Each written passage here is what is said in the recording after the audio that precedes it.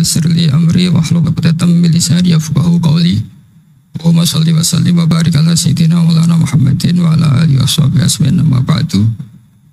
Yang sangat saya hormati Bapak Wakil Presiden Profesor Dr.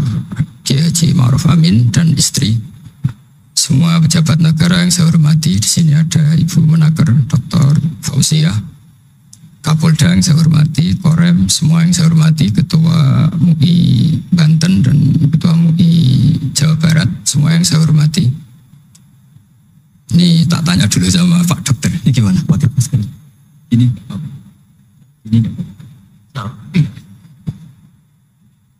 Bismillahirrahmanirrahim.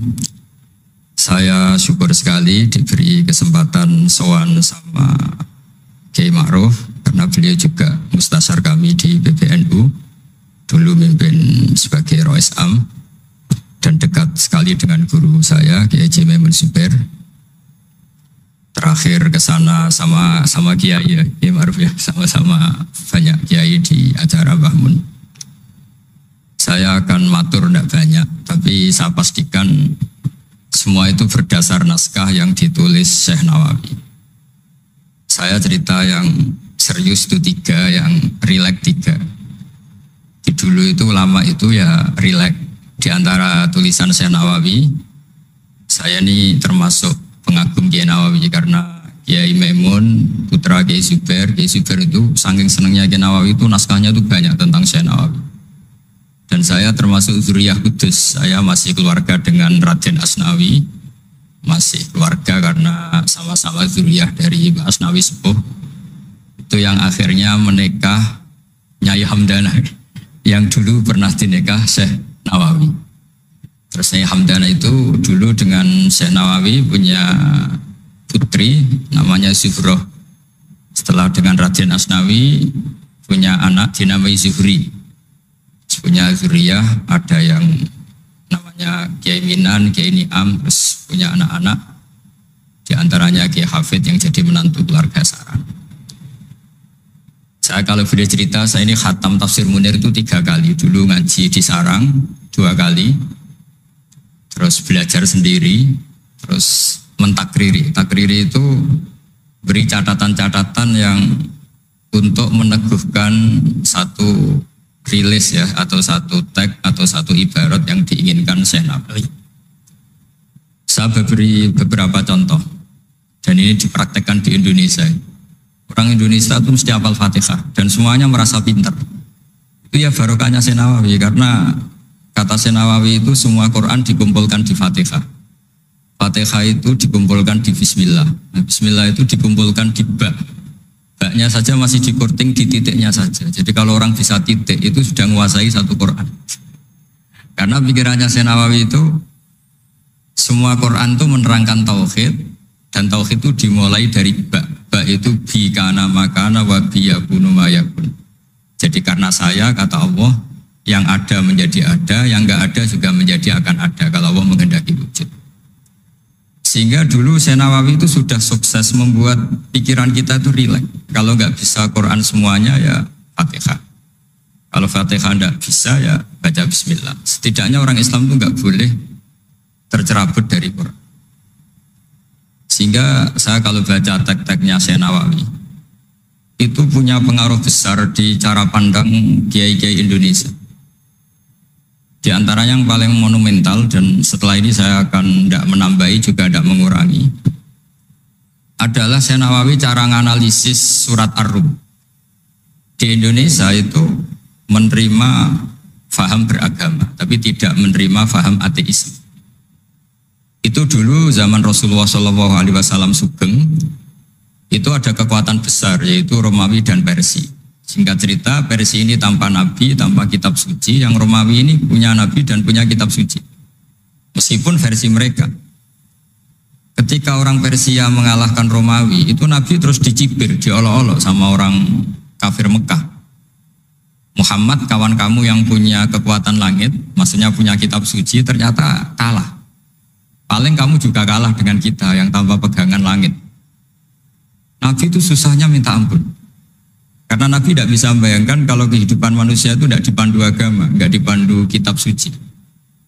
Meskipun zaman itu ya Romawi itu tidak Islam. Kemudian kata Nabi diberitahu Allah Ta'ala antara 3 sampai 9 tahun pasti Romawi akan mengalahkan Persia. Dan itu enggak dianggap kemenangan Romawi mengalahkan Persia, tapi menangnya ahli kitab, orang yang berpegangan kitab suci mengalahkan orang yang tidak berpegangan kitab suci. Dan saat itu Allah ngendikan wa yauma idzi yafrahul mu'minun, di hari kemenangan Romawi mengalahkan Persia atau kemenangan ahli kitab terhadap non ahli kitab, itu orang mukmin itu senang sekali. Sangat senang. Ini saya baca di tagnya Syekh Nawawi supaya di sini Anda tidak mendengarkan pendapat saya, memang benar-benar mendengarkan apa yang dikatakan Syekh Nawawi. Saya baca tidak ya niru-niru Kiai Ma'ruf. Tadi beliau masih ngendikan secara fasih, ngendikan usul fikih, kaidah fikih, karena ilmu beliau dengan kita ini bersanad yang sama. Dulu Mbah Mun ngaji Mbah Karim yang ngaji Mbah Hasyim. Jadi Mbah Hasyim ngaji Syekh Khalil. Kalau saya lewat sanad kudus ya diantaranya saya lewat Syekh Nawawi Al-Bantani. Nanti saya baca beberapa sanad Syekh Nawawi. Kata Syekh Nawawi Al-Bantani, beliau ngendikan wa yauma idzi yafrahul mu'minuna bi nasrillah wa yauma idz yahlibur rumu ala farisa yafrahul mu'minuna bi taghlibillah man lahu kitabun ala man la kitabalah wa yafrahuna bi walabatihim al musyrikina bi badrin. Jadi bangsa Indonesia itu terbiasa berkawan sama orang yang beragama, tapi tidak biasa berkawan dengan orang-orang yang tidak beragama. Itu karena Imam Nawawi mengatakan, Syekh Nawawi, wa naktubu maqaddamu atharohum, pikiran besar Syekh Nawawi adalah ketika orang Romawi mengalahkan Persia, itu cara berpikir Imam Nawawi itu mengalahkannya orang yang berkitab, mengalahkan yang tidak berkitab. Jadi ini bukan pendapat saya, juga bukan pendapat siapapun, tapi murni saya baca teks yang dari Syekh Nawawi. Sehingga kita secara psikologi, kita ini kan misalnya saya aja lah contohnya, misalnya saya miskin, ada petinju, orang miskin kulit hitam bersama orang kaya. Kalau yang menang yang miskin tuh ikut seneng, padahal ya tidak ikut menang, karena kayak terwakili. Dulu kata Syekh Nawawi itu juga pikirannya begitu. Ini saya baca ini kata Syekh Nawawi. Misalnya seperti itu zaman itu. Wa sababu nuzuli hadil ayat annahu kana baina Faris war Rum qitalun. Wa kana al musyrikun yawadduna antaghliba farisu ar-Ruma. Di anna Faris kana majusian ummiyin wal muslimuna yawadduna ghalabatar Rum ala Faris liqaunihim ahlal kitab. Jadi dulu itu kata Syekh Nawawi, pikirannya orang Islam, boyo yang menang itu ahli kitab karena sama-sama punya agama, punya peradaban. Jangan sampai yang menang itu yang tidak punya kitab, tidak punya peradaban. Jadi itu saya yakin yang mengilhami para guru-guru kita, para kiai-kiai kita bikin Pancasila, diantaranya yang membentuk Pak Karno, karena Pak Karno ya dulu ngaji sama Agus Sokraminoto, ngaji sama orang-orang pinter. Kita ini berketuhanan. Jadi itu ciri khas Syekh Nawawi di antaranya. Kemudian beliau menganalisis kemenangan. Kemenangan itu ketika orang Islam sudah kuat. Ini halaman 424. Ini nanti kita bisa tinggal di sini sebagai hadiah sama Gus Syauqi sama keluarga besar Pondok Tanara. Nabi itu orang yang nggak suka duniawi, tapi kenapa sih Nabi harus menang? Nabi Sulaiman akhirnya menang, Nabi Dawud akhirnya menang, Nabi Ibrahim ya akhirnya menang, Nabi Musa akhirnya juga menang, dan Rasulullah SAW juga akhirnya mengalami kemenangan. Itu cara menganalisis Syekh Nawawi Al-Bantani. Kata beliau, iqamati alamatir riyasah, supaya kepemimpinan Islam itu kelihatan. Fala yabqa mayaqdiru alal ikrah alal kufri. Jadi kalau kita menang, baik secara politik maupun ekonomi atau kultur, setidaknya tidak ada lagi kekuatan manapun yang memaksa kita untuk menjadi kafir atau menjadi salah.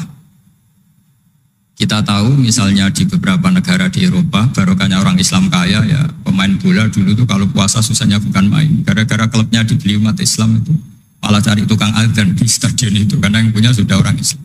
Itu contoh kekuatan ekonomi. Dulu kita mungkin ngalami pengajian tuh kayak apa susahnya. Sekarang ketika banyak orang-orang yang dari dunia kiai cakep, ya sekarang ya nyaman. Jadi di antara alamatnya tamkinu hadatin adalah wala yumakkinanna lahum dinahumul ladzi irtadha lahum wa la yubaddilannahum min ba'di khaufihim amna. Ciri utamanya adalah tamkin fil ard. Merasa beragama itu nyaman, tidak ada yang enggak. Itu zaman itu Senawi sudah menganalisis kenapa sih Nabi harus menang. Kata beliau supaya la yabqa mayaqdiru alal ikrah alal kufri. Ini tafsir di ayat wa yahdiyaka siratan mustaqima ketika Syekh Nawawi menerangkan kenapa Nabi harus menang di halaman 424 surat Al-Fatih.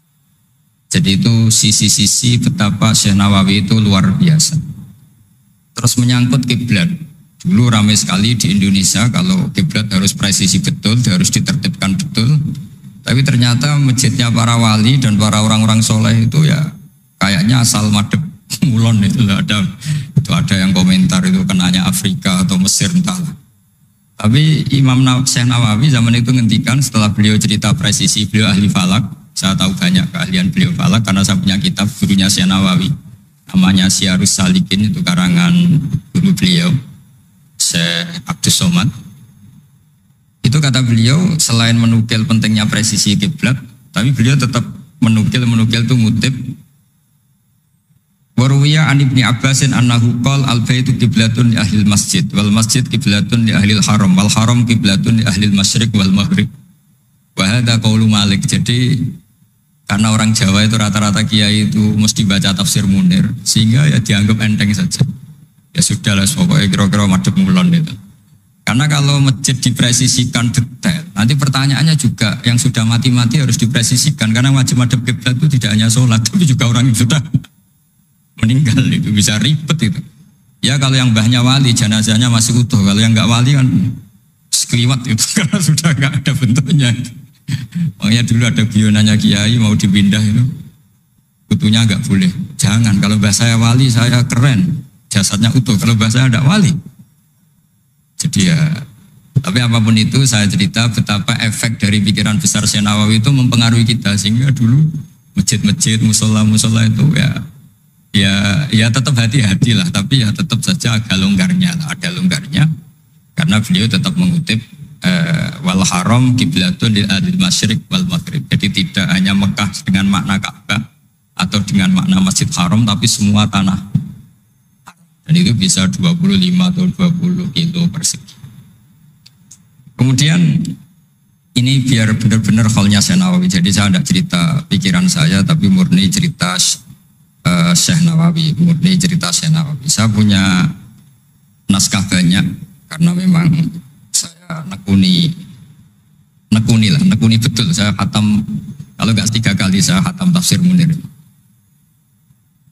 Ketika beliau menafsirkan fa inna hizballahi humul ghalibun. Ini favorit saya di Syekh Nawawi. Pasukan Allah itu pasti menang, ya. Pasukan Allah itu pasti menang. Tapi beliau dengan unik menjelaskan,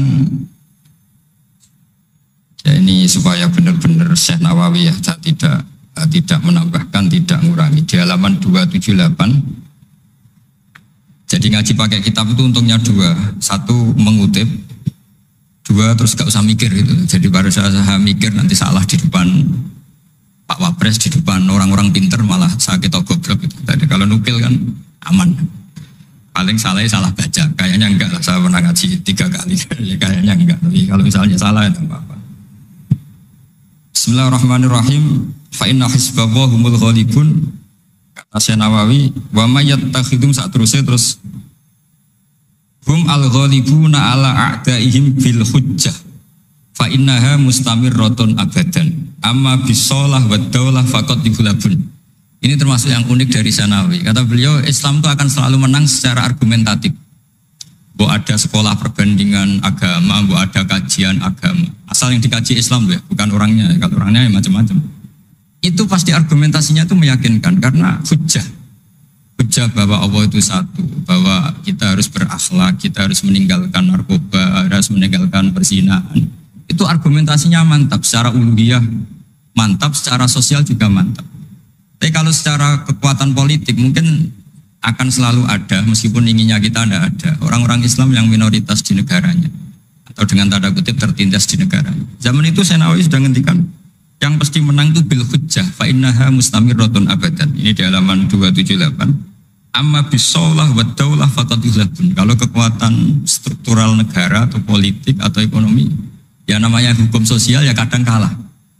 Dan itu dibuktikan secara lahir. Dulu Rasulullah itu pernah kalah di perang Uhud secara lahir. Ya karena itu fisik. Tapi kalau argumentasi logika Islam itu tetap kul falillahil hujjatul baligh. Logika Islam adalah logika yang kelima. Saya kalau didatangi beberapa dosen dari Jogja, saya sering cerita logika Islam yang paling kelima itu diantaranya saya sering memberi contoh. Ini misalnya saya megang kertas, ini besi. Pasti orang itu bilang besi sama kertas itu kuat besi. Tapi Anda salah.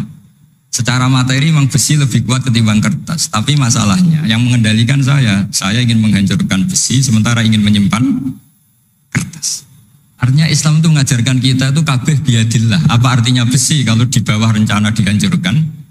Apa lemahnya kertas ketika rencananya diabadikan? Ini pentingnya Islam. Artinya apa? Ketika Islam bilang al-amru biadillah, itu tidak bisa ditawar. Meskipun apapun kekuatannya tetap menang Allah. Seperti tadi, saya megang besi sama megang kertas. Orang tak tanya pasti bilang kuat besi. Tapi kata saya, Anda keliru. Karena saya punya rencana menghancurkan besi, mengabadikan kertas. Artinya Islam itu mengajari tadi, seperti yang dikatakan Kiai Ma'ruf, la haula wala quwata illa billah. Apapun ilmu kita harus digarisbawahi secara materi kuat besi, secara materi kertas lebih rentan. Tapi harus ditambahin, tapi hakikatnya terserah yang mengendalikan. Jadi di sini Islam mensifati Allah biyadihi malakutu kulli syai'. Ya terserah Allah. Jadi teori la haula wala quwata illa billah itu tidak perlu diperbandingkan atau diperbenturkan dengan teori usaha. Kalau ada penyakit ya kita usaha. Ada di kitab Ihya, di kitab Dawa itu diterangkan Nabi Musa itu pernah sakit karena beliau merasa dekat sama Allah itu gak berobat, tambah sakit, tambah dikasih nasihat. Para dokter tetap gak mau berobat. Akhirnya Allah sendiri yang ngasih tahu, udah kamu berobat saja. Bukankah terserah jenengan Gusti? Terus kata Allah, apa kamu mau bilang saya bikin sesuatu itu udah ada gunanya? Masa Allah bikin jahe ditanya, apa betul Gusti ini menghalalkan badan? Saya tidak tahu. Saya bikin juga gak jelas. Kan gak mungkin seperti itu. Tetap kata Allah, fa'ena atau hikmati. Lalu hikmah saya bikin sesuatu dengan fungsi tertentu, lalu gunanya apa? Kalau semuanya tidak ada gunanya. Semenjak itu Nabi Musa percaya atau mau ikhtiar dengan obat. Tapi obat saja tidak cukup, tetap al-amru biyadillah. Saya sering kalau ngaji bilang, kita takut COVID, ternyata nyuwun sewu mati kita kecelakaan. Kita takut penyakit tertentu membunuh, ternyata mati kita kesetrum listrik. Tetap kita butuh tawakal. Meskipun bersamaan dengan itu, tetap ada usaha melawan COVID, ingin menghilangkan penyakit-penyakit itu. Tapi tetap al-amru biyadillah, sehingga ada keserasian syariat dan keserasian hakikat. Tapi saya pastikan Syekh Nawawi ini memang luar biasa. Jadi beliau menghentikan banyak hal yang menurut saya itu luar biasa. Jadi saya mengkaji tafsir Munir itu, di antara khas-khas beliau adalah beliau bisa cerita tentang tentang kekuatan-kekuatan Allah Ta'ala dengan cara yang rileks. Kemudian kenapa kiai-kiai Indonesia itu ngadepi orang fasik itu tenang, tidak langsung antipati seakan-akan fasik selamanya. Yang soleh juga tidak jumawa seakan-akan soleh sampai mati. Karena kata Syekh Nawawi itu ketika menafsirkan wa yu'adzibal munafiqina insya'a aw yatub. Namanya hukum sosial sudah saja yang sekarang fasik suatu saat soleh, yang sedang soleh suatu saat fasik. Karena Allah itu bisa saja merubah.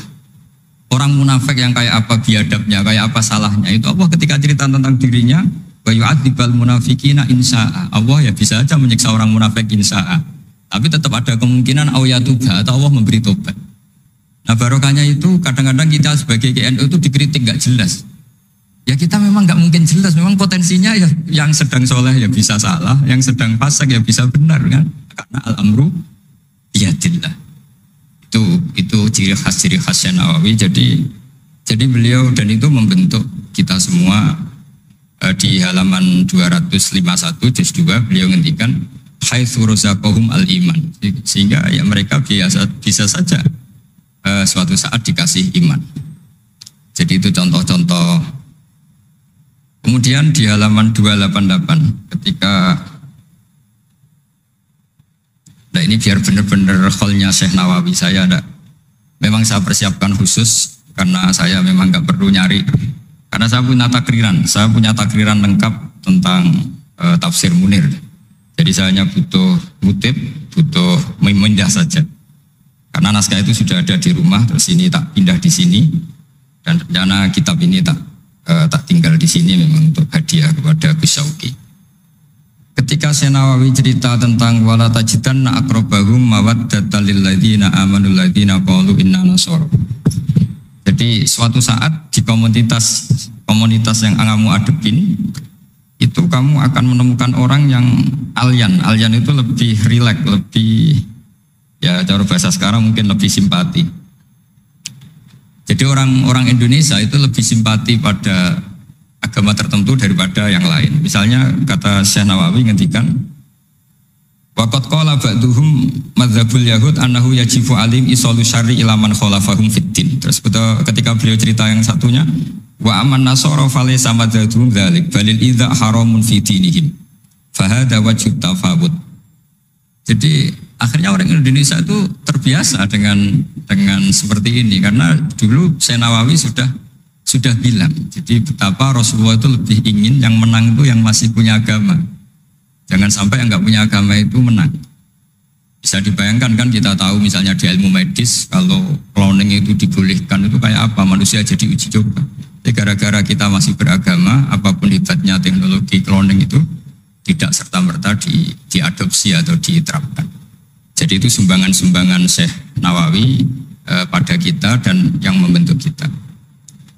Terus ini yang terakhir di kitab Nashihul Ibad. Jadi ini supaya benar-benar kholnya Syekh Nawawi di kitab saya halaman 112. Ini sekaligus penutup. Saya tidak akan matur banyak-banyak supaya nanti dikaji sendiri kitab-kitabnya Syekh Nawawi. Suatu saat orang yang tukang fitnah ya atau yang suka mungkin kalau sekarang suka gosip atau apalah atau yang suka bikin berita yang enggak benar. Itu Syekh Nawawi menambahkan ini kitab Nashihul Ibad itu karangannya Ibnu Hajar al-Asqalani. Ibnu Hajar al-Asqalani itu gurunya Syekh Zakaria al-Ansori. Jadi Syekh Zakaria al-Ansori itu orang yang begitu alim alama sampai digelari Syekhul Islam. Itu beliau pintar itu karena bingung. Pernah ditanya, ya Syekh, kenapa Anda sepinter itu? Syekh Zakaria al-Ansori itu punya guru namanya Ibnu Hajar al-Asqalani. Beliau punya murid namanya Ibnu Hajar al-Haytami. Jadi kalau mau setoran itu ya sinau karena gurunya alim. Dulu kalau setoran sama guru itu muridnya yang baca, korok itu alas Syekh. Jadi dulu saya baca tafsir Munir itu nyemak sampai khatam, terus saya baca ya sampai khatam. Makanya saya ini alhamdulillah tahu banyak tentang tafsir Munir. Karena saya pernah ngaji istimak khatam, terus saya yang baca juga khatam, terus saya belajar juga khatam. Jadi semoga ini bentuk penghormatan saya pada Syekh Nawawi itu sudah puluhan tahun yang lalu. Dan alhamdulillah sekarang punya kesempatan bisa hormat kholnya Syekh Nawawi. Beliau ketika terus yang tanya ini dijawab sama Syekh Zakaria al-Ansori. Dukik tu bena hajaro ini. Saya ini diseleb 2 batu, digebek kalau orang Jawa bilang. Karena kalau mau ngaji ya takut, mau ngajar juga takut karena muridnya pinter. Kalau dia bacanya salah itu ketahuan. Jadi guru kalau ingin pinter cari murid yang pinter, pasti mutolaah dulu. Karena sampai kalau baca rofa nasabnya salah, pasti terus muridnya boyong. Goblok tenan guru-guru gitu. Karena jadi punya murid pinter, makanya kalau ada mahasiswa pinter, mesti dosennya tambah pinter. Karena dia kalau bacanya banyak, muridnya akan mikir. Itu disebut dukik tu bena hajaro ini. Kata Syekh Nawawi menambahkan yang dikatakan Ibnu Hajar al-Asqalani dalam kitab Nashihul Ibad. Beliau meriwayatkan satu hadis. Yu'adzabul lisanu bi'adzabin la yu'adzabu bihi syai'un minal jawarih. Nanti lisan atau mulut itu disiksa Allah dengan siksaan paling pedih di atas organ tubuh yang lain. Terus lisan komplain sama Allah, 5 tu'adzibu. Kenapa engkau menyiksa seperti ini ya Allah? Terus dijawab, kharajat minka kalimatun balaghat masyariqal ardi wa magharibaha. Fasufika bihad damul haram wa ukhida bihal malul haram wa tuhika bihal farjul haram. Jadi lesan itu kalau kadung ngomong, itu orang yang harusnya disukai gara-gara dia provokatif atau menceritakan kebencian, orang benci semua. Yang orang harusnya dibenci karena perilakunya tidak menguntungkan bangsa dan negara atau tidak menguntungkan umat Islam, gara-gara dipoles sehingga dicintai. Jadi lesan itu bisa merubah segalanya. Jadi sekali dia punya kesalahan, kata Syekh Nawawi, sesuai riwayat yang beliau riwayatkan, dan beliau ngendikan turuwiyah, Nabi sallallahu alaihi wasallam, beliau ngendikan bahwa ini diriwayatkan dari Nabi, kharajat minki kalimatun balagot atau kharajat minka kalimatun balagot masyariqal ardi wa magharibaha fasufikat biyadamul haram wa ukhidha biha al-malul haram. Jadi ini sumbangan-sumbangan Syekh Nawawi yang kemudian membentuk kita. Jadi saya ulang lagi, mungkin para pengkaji naskahnya Syekh Nawawi tolong dibaca surat Ar-Rum. Surat Ar-Rum itu dulu Nabi itu masih belum kuat, masih di Mekah, dihimpit kekuatan besar, yaitu kekuatan Romawi dan Persia. Dan yang Romawi ahli kitab, yang Persia non ahli kitab. Dan orang musyrik itu non ahli kitab, jadi tidak berkitab. Ternyata Nabi ketika orang Faris menang, Nabi dicibir sama orang-orang musyrik bahwa nasib Anda yang katanya punya kekuatan langit pasti nasibnya sama dengan Romawi. Tapi ternyata Allah akhirnya memenangkan Romawi, dan ketika Romawi yang menang ini oleh Syekh Nawawi ditafsirkan kemenangan yang punya kitab. Bukan ditafsirkan kemenangan apa? Romawi, tapi kemenangan yang berpegangan kitab itu lebih menyenangkan bagi umat Islam, karena bagaimanapun yang punya kitab ini jauh lebih berperadaban, lebih beretika. Saya kira demikian karena mungkin waktu ya, dan tadi seperti yang dikatakan Kiai Haji Ma'ruf, mohon maaf sebanyak-banyaknya karena nggak bisa hormat Syekh Nawawi secara besar-besaran sesuai hak beliau sebagai orang yang sangat-sangat terhormat karena ngangkat nama besar Indonesia di kancah internasional. Terakhir saya tutup kata Mbah Maimun itu, ketika Andalusia kalah, padahal dulu melahirkan pengarang-pengarang kitab besar kayak Imam Qurtubi, Ibnu Malik, itu kata Mbah Mun, digai genti Indonesia katanya. Kata Allah itu gak ridho kalau orang Islam di belahan sana kalah kecuali ada penggantinya. Katanya penggantinya itu Indonesia, kata beliau. Buktinya kita tidak berbahasa ibu Arab, tapi banyak melahirkan pengarang-pengarang kitab dengan al-fasohah fi nihayatil ulya. Karangannya Syekh Nawawi, Syekh Mahfud At-Turmusi itu punya tingkat fasohah yang setingkat bahasa aslinya. Makanya ada Syekh Khotib Minangkabau itu namanya Muhammad. Dia orang Indonesia, orang Minangkabau. Tapi ketika dipek mantu orang Arab dicibir. Kamu kok punya menantu orang Ajam? Orang Ajam itu dianggap gak bisa ngomong. Beliau secara spontan gak dikasih tahu, disuruh khutbah. Ternyata beliau takallama bilisanin fasih wa bikalamin fasih wa bikalamin balik. Akhirnya orang-orang Mekah itu kagum semua. Makanya terus dapat gelar Muhammad Khotib. Jadi dia Khotib itu gelar karena ini Ajamiyun min ahli Jawa atau min ahli Indonesia yang bisa ngendikan bahasa Arab secara apa? Fasih. Jadi semenjak itu terus ada gerbong besar setelah Syekh Nawawi itu banyak lah, ada Abbas Soleh Darat, ada Syekhona Khalil, terus Top Kosania ada Syekh Mahfud, macam-macam, terus Top Kosalisa ada Mbah Hashim, ada Mbah Wahab, ada Raden Asnawi dan seterusnya dan terusnya. Semoga kula jenengan termasuk orang-orang yang mencintai beliau, karena sanad saya tadi saya matur sama Kiai Haji Ma'ruf. Memang sanad Qadiri itu dulu dari sini, dari kakeknya Mbah Ma'ruf, dari Mbah Karim. Saya juga tahu itu karena sering dikasih tahu para mursyid thariqah. Dan itu tadi kita sempat baca di Bahjatul Wasail, memang beliau itu Al-Qadiri, jadi apa? Asy-Syafi'i madzhaban wal Qadiri apa? Thariqatan. Mohon maaf. Assalamualaikum warahmatullahi wabarakatuh.